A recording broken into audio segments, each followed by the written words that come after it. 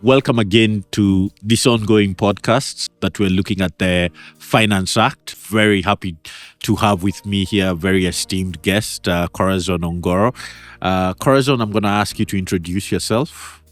All right, Titus. So I'm Corazon Ongoro. Yes. I work at PwC. I'm a senior manager within the Customs and International Trade Practice at PwC Kenya. Sure. I have been with PwC now for about 11 years. Sure. And most of that time has been spent doing a bit of VAT, excise duty, and now custom.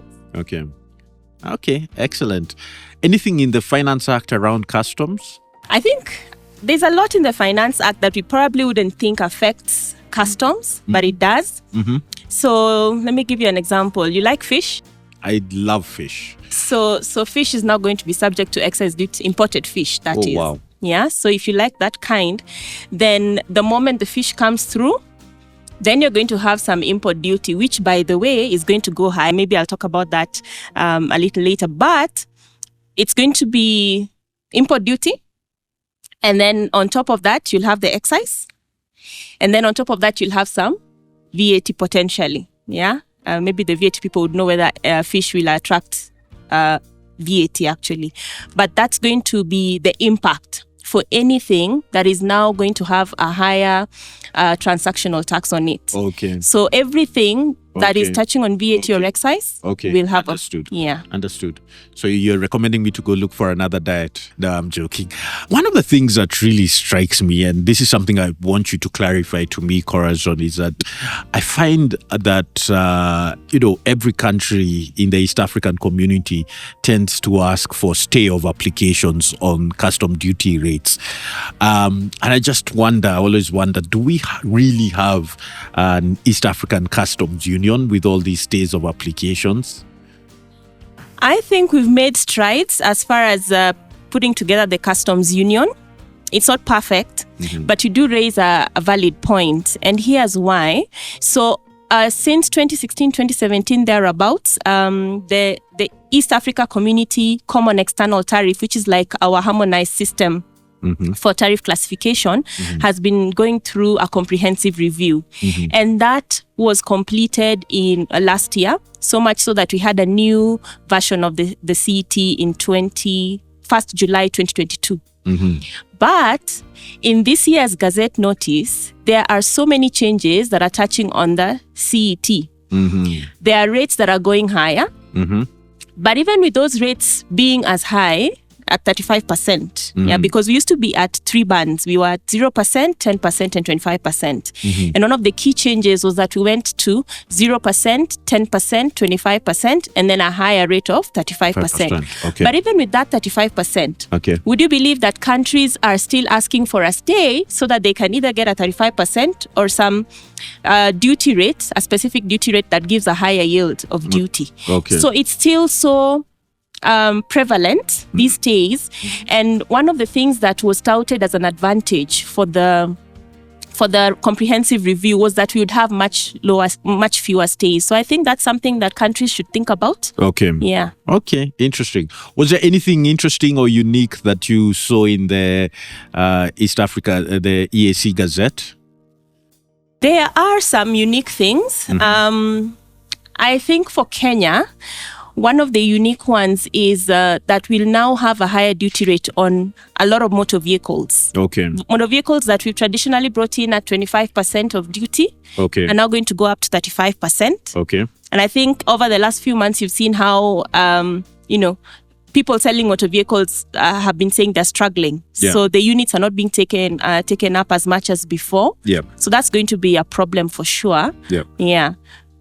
Any other thing that's of interest that I would point out, perhaps across the EAC, we are seeing Uganda, Rwanda, and Burundi have decided to ask for a stay of application of the CET rate on anything that they will import for a project, which is going to be carried out under a special operating framework arrangement with the government. So no duty on anything that's for such a project. Yeah. Yeah. And we're starting to hear that term. I mean, it's a term that I think I started seeing in the Finance Act a year or so ago, the special operating framework arrangements. Is that what we're going to be seeing now going forwards? Special operating framework agreements and exemptions for special operating framework agreements? I don't know, because of course we've been tinkering with that for the last maybe 3-4 years now, because it surfaced even before COVID. Okay. But what I haven't seen Kenya do is to attempt to give the duty-free provisions that say the Uganda, Rwanda and Burundi have sought. So that's something that perhaps Kenya needs to think about, not just exempting the local taxes, but also the taxes on imports. Okay. Yes.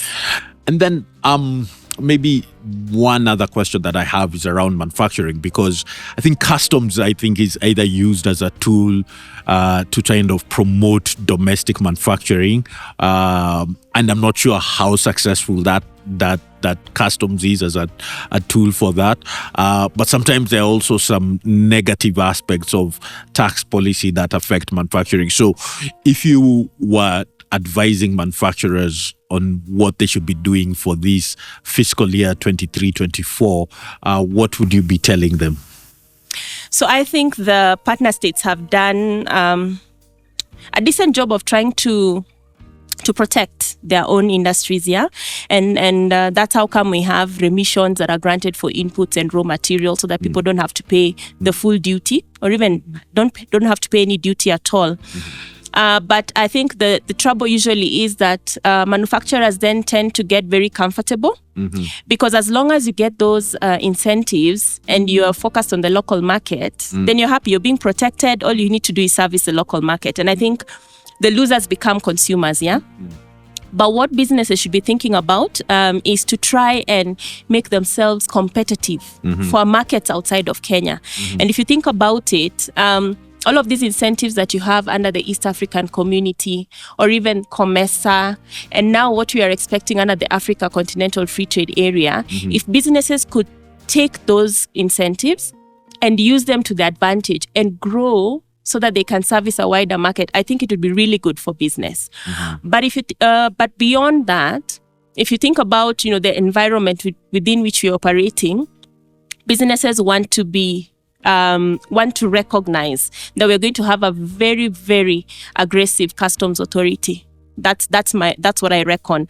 And because of all of the revenue considerations, so businesses want to make sure that they are compliant. Prioritize compliance is what I would say. Sure. Because you don't want to be caught out and have to pay some very nasty interest and penalties.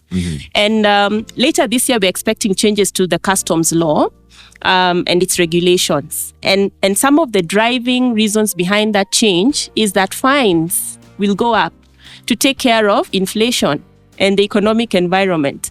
So you don't want to pay more. Okay. Yeah. Excellent. I'm just going to throw you one last question, because you mentioned about these sort of interlapping or overlapping trade agreements and businesses are businesses aware of all these agreements and how to take advantage of all these trade agreements that we're part of now?